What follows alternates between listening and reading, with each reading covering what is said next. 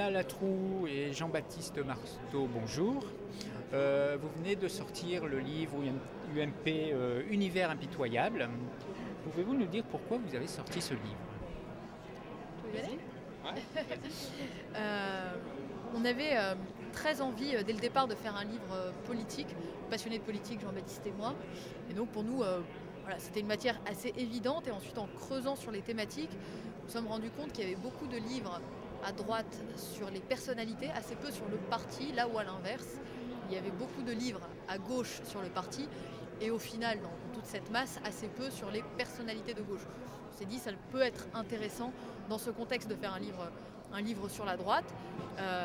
Et puis ensuite, en confrontant nos idées petit à petit, nous sommes arrivés à ce thème, un livre sur les coulisses de l'UMP et les inimitiés au sein de la droite aujourd'hui. Après, il y avait effectivement plusieurs raisons. D'abord, c'est qu'on a fêté cette année les 10 ans de la création de l'UMP et il n'y avait pas eu de livre à droite depuis 12 ans. C'était le dernier sur le RPR, donc on s'était dit qu'évidemment déjà ça valait le coup de creuser. D'autant plus que l'UMP étant le parti au pouvoir actuellement, c'est là que la succession de Nicolas Sarkozy est déjà en train de se mettre en place, qu'il gagne ou qu'il perde en mai prochain.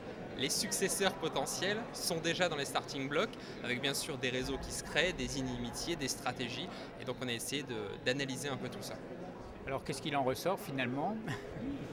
Il en ressort que dans la perspective en tout cas de la prochaine élection présidentielle, la droite, pour les prétendants à la succession de Nicolas Sarkozy, les principaux, disons Jean-François Copé et François Fillon, ont déjà tout intérêt à jouer la victoire de Nicolas Sarkozy, parce que en cas de défaite, ce sera très compliqué pour eux de maintenir l'unité du parti pour la suite et de briguer la succession à la présidentielle en 2017.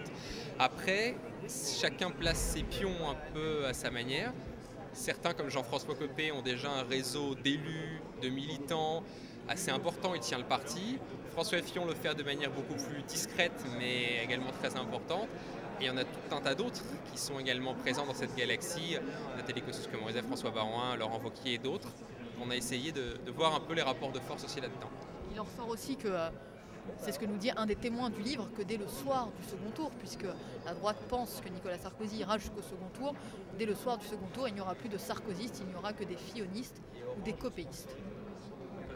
Donc, quand vous parlez d'univers impitoyable, c'est dans quel sens? Plutôt la stratégie des personnes, Prenons l'exemple de Jean-François Copé et François Fillon. Effectivement, ils sont concurrents pour la succession à Nicolas Sarkozy dans la perspective de 2017.